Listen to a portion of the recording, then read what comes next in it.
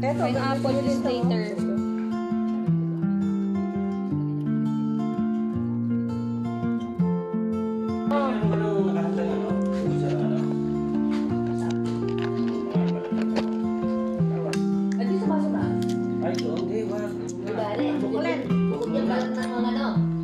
Saan? Sa basurahan? Oo. Hindi, huwag muna isusubok muna natin. Oo.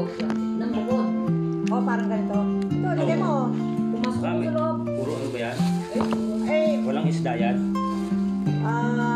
wala ibon. Hindi ba yan? Nakalaki bawal. Kaya sabi ko bakit. Hindi ba bawal sa mga pusa taso? Ito nga kanya. May panggamot yan, maganda. Gamot nga yan, gamot. Makuha, sabi ko. Alam niyo kung saan gamot na eh? Saan? Sa gutom.